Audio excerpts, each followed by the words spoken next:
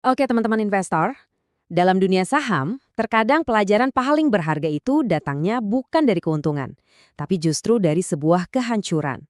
Hari ini kita akan bedah tuntas anatomi krisis di saham IKEP.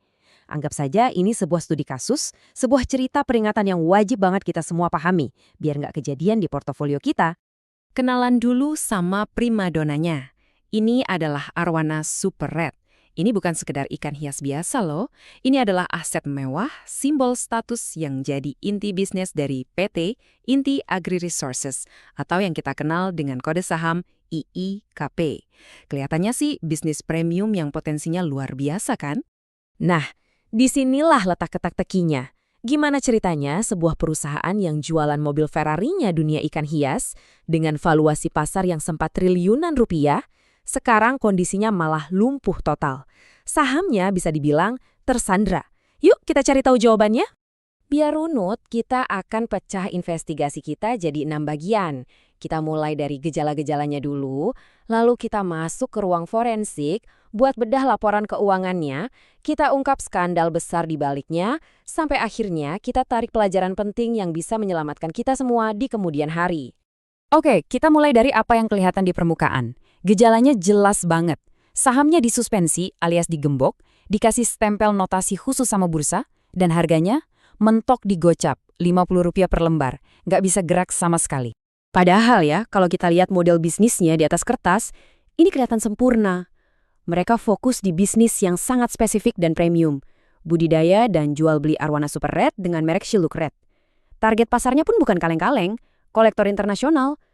Justru karena kelihatannya bagus inilah, kehancurannya jadi anomali yang harus kita dalami. Sekarang kita masuk ke bagian yang paling penting bagi seorang investor, bedah laporan keuangan. Lupakan sejenak soal ikannya yang indah. Kita sekarang jadi detektif angka. Karena disinilah kebenaran tentang sehat atau tidaknya sebuah perusahaan selalu terungkap. Coba perhatikan baik-baik tabel ini. Jangan cuma lihat angkanya, tapi lihat trennya. Pendapatan terjun bebas, tapi yang paling fatal adalah baris kedua, laba kotor.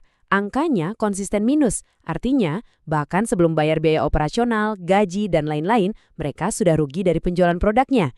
Ini adalah red flag paling fundamental. Angka minus 254,2% ini artinya apa sih? Biar gampang, bayangkan begini. Setiap kali IIKP berhasil menjual ikan senilai Rp1 juta, modal pokok untuk ikan itu saja sudah Rp29 juta lebih.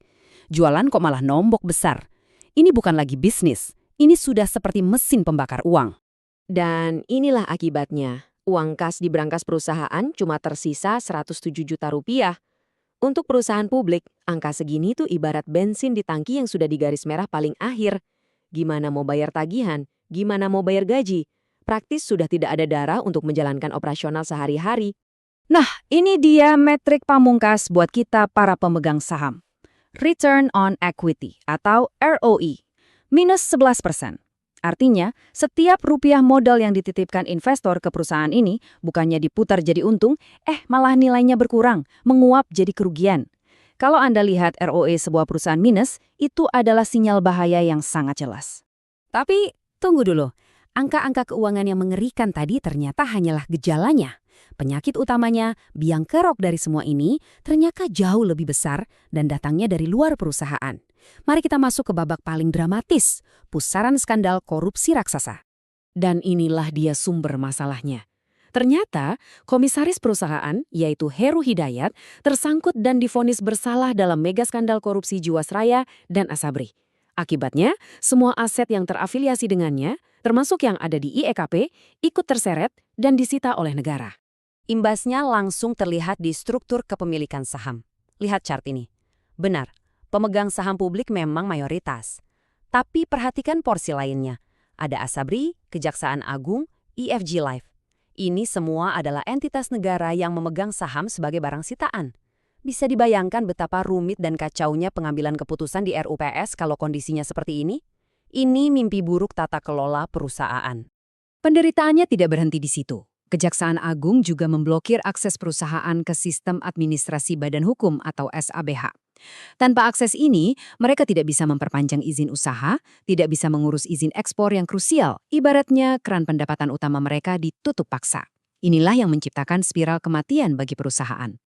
Tentu saja, melihat kondisi separah ini, regulator pasar modal tidak tinggal diam. Bursa Efek Indonesia harus turun tangan untuk melindungi investor. Nah, ini dia langkah-langkah yang mereka ambil. Langkah pertama, IIKP dimasukkan ke dalam papan pemantauan khusus. Anggap saja papan ini seperti ruang ICU untuk saham. Kalau ada saham yang masuk ke sini, itu artinya kondisinya sudah kritis. Ini adalah sinyal bahaya level tertinggi dari bursa bahwa ada masalah fundamental yang sangat-sangat serius. Selain itu, bursa juga punya sistem stempel atau notasi khusus. Tujuannya sederhana, untuk memberikan peringatan dini kepada investor, seolah-olah bursa bilang, "Hey, hati-hati ya sama saham ini, ada masalah spesifik loh." Ini adalah alat bantu yang sangat berguna buat kita dalam melakukan screening saham. Saat ini, IIKPP sudah punya notasi X yang artinya masuk dalam pemantauan khusus. Tapi perhatikan kolom potensi. Ada kemungkinan mereka akan dapat notasi D, L, atau S juga. Buat kita sebagai investor, melihat satu notasi saja seharusnya sudah membuat kita waspada, apalagi kalau ada potensi bertambah banyak seperti ini. Dan yang paling krusial adalah ini, waktu terus berjalan. Bursa sudah menetapkan hitung mundur. Puncaknya adalah November 2026. Kalau sampai tanggal itu tidak ada perbaikan yang signifikan, IIKP akan di-delisting secara paksa, alias ditendang keluar dari bursa saham untuk selamanya. Oke, situasinya memang terlihat sangat suram. Tapi, apakah ini benar-benar akhir dari cerita? Manajemen perusahaan mengklaim masih punya rencana pemulihan. Pertanyaannya, apakah rencana itu realistis atau sekedar angan-angan di tengah krisis? Mari kita uji bersama. Rencana mereka pada dasarnya ada dua langkah. Pertama, melobi agar blokir SAB dibuka supaya bisa jualan lagi. Kedua, dan ini yang paling sulit, mereka berharap bisa menarik investor penyelamat yang mau menyuntikkan modal segar. Terdengar sederhana, tapi coba bayangkan, siapa investor yang berani masuk ke perusahaan dengan segudang masalah hukum dan keuangan seperti ini? Dan ini adalah sebuah reality check. Kita coba bandingkan saja IIKP dengan perusahaan lain di industrinya. Pendapatan IIKP hanya 9,8 miliar setahun, sementara para pesaingnya bisa mencetak pendapatan ratusan miliar, bahkan triliunan rupiah. Jomplang sekali bukan? Datanya berbicara sangat jelas di sini. Coba bandingkan IIKP dengan BC. Kapitalisasi pasar atau nilai perusahaannya tidak beda jauh, sama-sama triliun.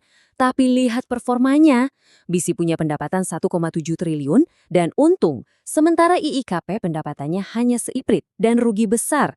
Ini menunjukkan bahwa nilai pasar IIKP saat ini sama sekali tidak mencerminkan fundamentalnya.